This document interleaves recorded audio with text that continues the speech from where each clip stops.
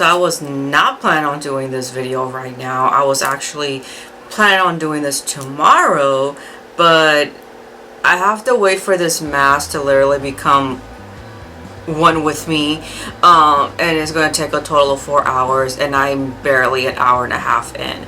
Anyways, what is up, my people? JaxB.TheRipper here. Let's do some Ripper news right now. There's a lot of dumb shit going on right now. First, let me announce that Burbank, California, Monsterpalooza, I'm not going because I didn't get the tickets in time so that I could meet Bruce Dickinson. I know, this was a shock.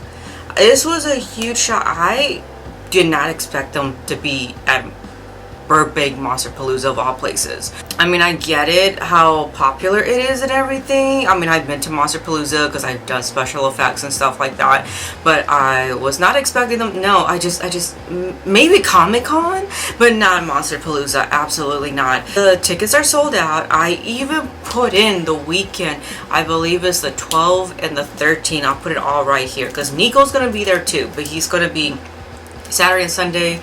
Bruce is only going to be there just Saturday. And I had told my cousin, oh my god, let's reserve those days and let's just go. I had put in the time off or whatever, right? It got approved real quick. I was like, yeah. And then I'm like, okay, as soon as I get paid, I'm going to buy the tickets. The next thing I know, the meet and greet is sold out. And I was like, damn. So now I have a weekend off and you all are like, oh cool. Like, no, I hate being home. I absolutely despise being home. And watch, it's going to be this always happens when I have a weekend off. All of a sudden nobody's available to do anything. I know these things. Oh my god. I don't know, like, should I go out of town? Where am I gonna go? Where am I gonna go? Anyways, the only thing I could think of is like maybe I'll try to do the Rainbow Bar and Grill on Saturday night because I'm pretty sure they're gonna go over there and have dinner. I'm pretty sure. Ooh. Come on, become one. Let's get on to other news. But yeah, maybe some of you guys are going there. That's great. Post up pictures, rub it in my face, do it. Motley Crue had an interview with the LA Times. Well, specifically NiKKi Sixx. Specifically NiKKi Sixx. In case you guys don't know, when was this? Like in 2022 or something like that. Mick Mars had announced that he was, not going to tour anymore. He has really bad arthritis, basically. So it doesn't allow him to tour, And then, like, the band was cool with it, whatever. And then they already announced who was going to replace him. And the thing is, they didn't want to give him his 25%. They were only going to give him 5%, And then Mick Mars, outed them out about like, oh, they have to pre-record their shit and everything. It was a big old drama thing, which is funny because some people could see. I saw videos, let's just say that, but people were saying that they could see how, Motley Crue had to pre-record their shit before going on stage, and that it wasn't, Vince Neil singing, people were saying that. I read the article of the LA Times. It's I don't even want to say it's petty shit. I'll leave a link down below so you can see it. It talks about the success of them. It does talk about, a little bit about Mick Mars. Nicki's just bashing him. And he got petty and posted it on X, and he was like, I want him to read. It was something like, I want him to read this. I'll leave, a screenshot around here somewhere. But basically, he wanted to make sure he would read this. He wanted to make sure everyone would read this, right? And he basically said that he should be ashamed of himself and that he's an embarrassment, and like him and his lawyers and all that, because Motley Crue failed to give evidence in court, basically. So, well, that's your guys' fault, Basically, I summed it up for you guys. So, Ronnie Winter from Red Jumpsuit Apparatus gave out his address. Yes, he gave out his address, and then he pinned the video, the band page, TikTok, basically. And yeah, I don't know what is up with this guy. He's been in the news lately. But basically he was addressing, homophobes, racists, and, all those people, all those lovely people. He was addressing to them like, hey, yeah, come to my address. here it is. And then he even showed his van, which people think that might be the band's van because that's like some expensive shit in there, you know, like that's probably not a wise thing. Why is he doing that? Nobody knows. Nobody knows. But from last time I checked, like a week ago, it was still up there on the video. So yeah. Offset and Drowning Pool and somebody named Jid, okay, did a collaboration for the song Bodies. I'm not gonna lie, it was actually good. They played it on the Jimmy Kimmel show. I hate to admit that I do like this. I'm not into that whole rap and, okay, I'm not gonna lie, when Limp Bizkit and Method Man and Redman and DMX did it to, oh my god, what was the song again? Hold on. Rollin', there we go, song Rollin'. That was a really good song, I'm not gonna lie. Even the Eminem with what's it called, with the Marilyn Manson one, with the song I Am, I think it was called, I don't know, but anyways, Kid Rock could go fuck himself, his music's terrible. But yeah, I'm not gonna lie, those two songs were good. In general, I'm not really that for it though. So people were like, oh, is the music coming back? No, I think it should stay in the 90s. I'm not gonna lie, Limp Bizkit's just Limp Bizkit, but they know they're making fun of themselves, you know what I mean? They know they're making fun of themselves, but Limp Bizkit's just Limp Bizkit, and I think they know that they're like a parody almost, you know, and I think that's why I'm okay with it, unlike these other bands that try to take it more seriously. Yeah, I'm not looking forward to more music of this, but again, not a bad remix. Twisted Sister is reuniting for the 50th anniversary, even though fucking D. Snyder would complain and like talk shit that would never happen. But then again, I think he also did the same thing about complaining about not making a heavy metal Christmas album, and look what he did. He will be reuniting again with Joe Franco. He'll be rejoining, I mean. Mark the Animal Mendoza will not reunite. D. Snyder just said they had irreconcilable. I can't say that word. They have their differences. The one that you apply for in divorce. Irreconcilable. There we go. Oh my god, I said it. At least that's what he said on the Eddie Trunk show. Also, D. Snyder said that he used ChatGPT for because he basically asked what is the most popular songs of Twisted Sister. That way he could do it as like a set list. But you know, you could have done that with Spotify, Apple Music, Google. Like, I don't understand why you had to use ChatGPT. I don't understand that. His wife is gonna again work on the costume, but it's not gonna be like the one in the 80s. It's gonna definitely have huge influence, but with a modern twist, basically. The Cherry Pie video by Warren completed 35 years now on September 11th, okay? It came out September 11th, 1990. I mean, it's a very iconic music video. The outfit she wore and everything, the song is great. Definitely sparked the relationship between, you know, Bobby Brown and as well as Janie Lane.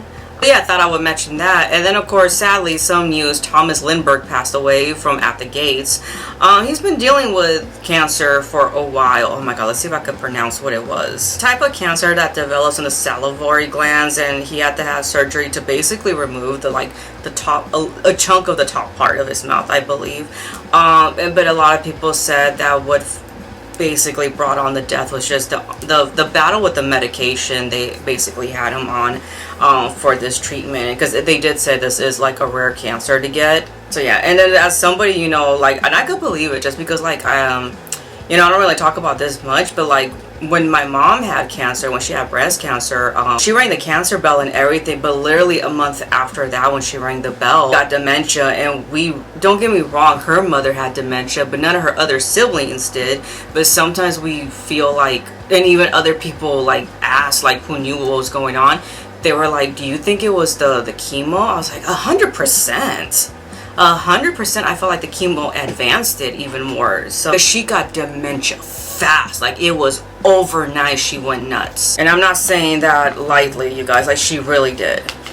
And the last story I want to talk about, it's a little, I don't even know if I should even talk about this. Especially because I'm over here wearing this fucking mask right now, and I know I look comical, but no, this is serious. It's about that damn fucking, not a rapper, I don't know what he is, David. Okay, so this is really disgusting because it's really like, oh god, it's just in the Hollywood Hills that this all happened, right? So you guys don't know, they found a body of a young girl, like literally I think she barely turned 15, in a Tesla, right? In the trunk, not the trunk, I don't know what they call it, but they call it something, whatever, I'm gonna call it a trunk. But the only reason why they found her was because, you know, here's the thing, what this idiot did, and there's so much proof that it was him, but he is not arrested at all whatsoever. The car was moved around a couple times, I believe, with this dead body in, and the car is under his name, but with a Houston license plate.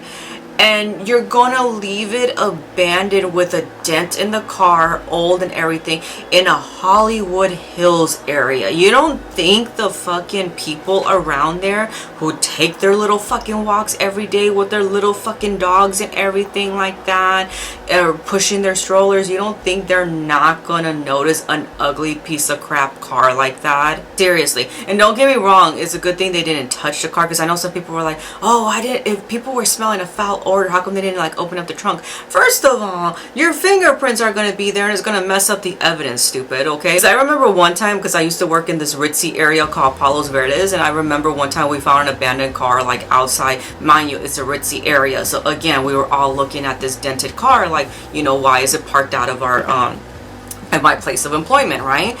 And yeah, everybody was like saying don't touch it because you don't know what happened, you know. And I remember my dad came and picked me up from work, and then, you know, he even noticed the car, and we told him, he was like, yeah, don't touch it because you don't know, you know, who it belongs to, you don't know what they did. I was like, yeah.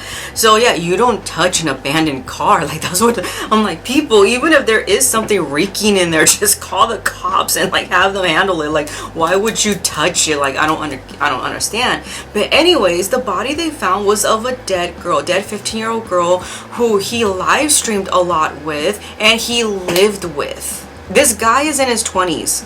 And what's even creepier is the parents reported her missing when she was 13, and then she came back and supposedly reported her again missing, but supposedly the second time was never reported. They never got anything. So some people do feel like the parents were behind it, especially the mother. And even on Reddit and stuff like that, she tried posting of like, oh, my poor sweet daughter, and somebody posted underneath like, excuse me, but we've been trying to get contact you, and then like posted all the text messages that she was having back and forth that sounded weird, that it was something about an airport and there was these white men there that were ready to pick up girls. It was just strange. Like, all the evidence, the Nancy Grace fucking video, I mean the interview and everything was, oh shit, if you guys aren't following Nancy Grace, go follow her. But anyways, yeah, it's just a really dark time, you guys. It's a dark time, and it's just, you know, be careful out there, you guys. It's really dark right now, you know, and you know, we all need to stay safe.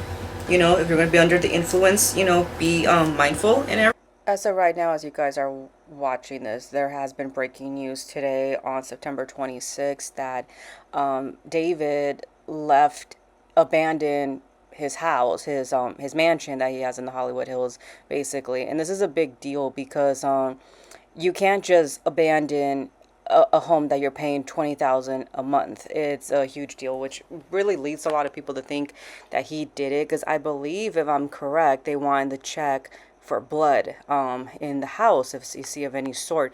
And you know, he did say he was willing to participate with the police and everything. So it is unclear if he said like yes, that he will agree to it. I don't know if they're going to arrange a time or whatever, and maybe that's why he left. They did also cancel his tours, which he was more upset about than the girl being dead, by the way. And also there were a lot of lyrics too, kind of describing a death that Celeste went through. Sorry, I'm over here coughing. But you know, just the lyrics are eerie. I will put the song down. That way you guys can read the lyrics to itself. But yeah, there's a lot of, it doesn't look good. It doesn't really look good at all. I did see the Nancy Grace updated video on it. I'll leave it down below too. But yeah, I just wanted to update you from the case that is going on right now. I hate how DJ Vlad, like, look, I get it at the end of the day, as in the court of law, whatever, but this guy is like, well, they haven't arrested him, he's obviously not guilty. I mean, I get it, you're not guilty, I mean, you're innocent to proven guilty and all that stuff, but I just feel like DJ Vlad is always defending the fucking crook. When it comes to a man abusing a woman, oh my god, it's just like, I mean, I get it, you need evidence, but it's like, let's face it, there are more minorities going to jail for the dumbest little fucking thing and they go there for years, and this guy is not gonna go just because he has money. And his lawyer ain't the brightest thing either. I'm gonna put again the Nancy Grace fucking interview, or it's not even an interview, I don't know what it called. Crime Files, there we go. Crime Files, I believe is what it's called. And she choose out his lawyer. Oh, it was so good. But yeah, so anyways, rest in peace Celeste, that was her name. By the way, here's a video of her teacher talking about like how that was his student, and how you should be careful with people on social media. And if you have fucking teenagers out there, y'all, take their fucking phones away. Just, yeah, no. That's her in my classroom in front of this poster right here. Okay, hold up, I got another one, because I got a picture on TMZ of this other kid exchanging stuff with the rapper who we alleged did this stuff. Hold on a second, because he's also in my classroom. Wait, how long ago was this? We all just found out yesterday who it was, but she's been missing since I taught her. So when I taught her, she met this dude on social media. He was a rapper in LA. He came and got her. She ran away from home. She was gone for like a month. The cops found her in Hollywood, brought her back to our school. She came back to our school, kind of told people this story. She disappeared again in May of that year, May of 2024. That's when her friends told me what happened, that it was this rapper. And then I found out yesterday that she's now dead in that rapper's car, cut into pieces. You want to know how they met? I feel like I just said it. Social media. Thanks you guys for watching. Salud. Ooh, I need more water.